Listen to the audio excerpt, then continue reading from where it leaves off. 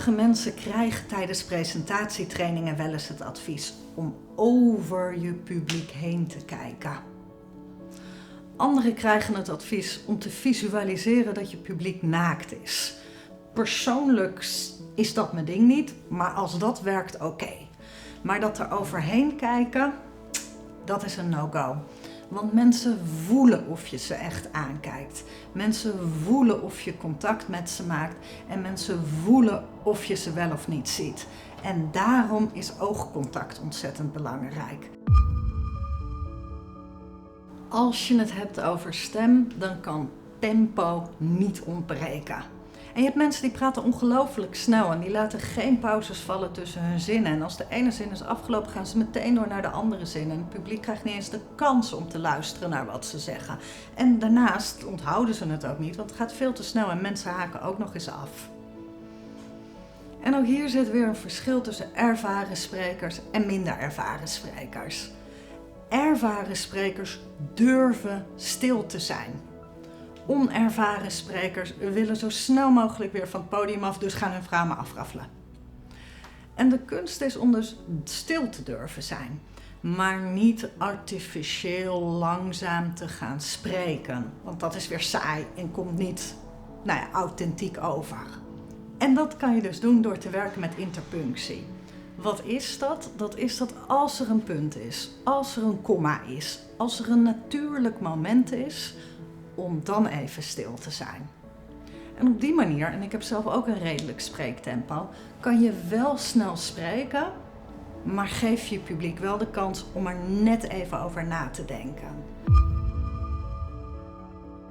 En nu gaan we kijken naar handgebaren.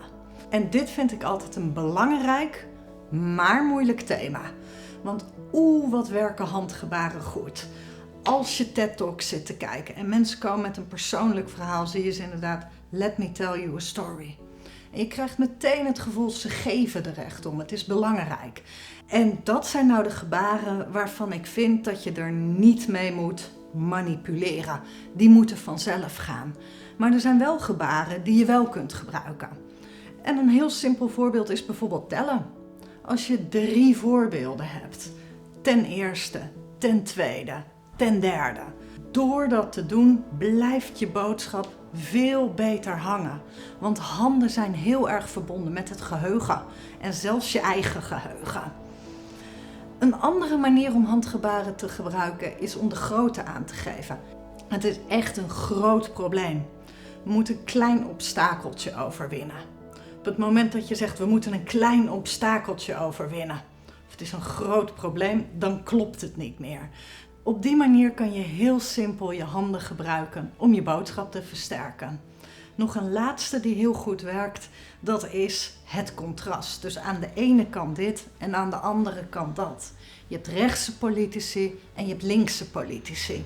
En op die manier zet je ook letterlijk een contrast neer en wordt het voor je publiek makkelijker om het te volgen. Dus wat zou het mooi zijn als we in een wereld zouden leven waarin mensen niet gevoelig zijn voor vorm, maar alleen voor inhoud. Helaas is dat niet realiteit en komt briljante inhoud zonder sterke presentatie niet over.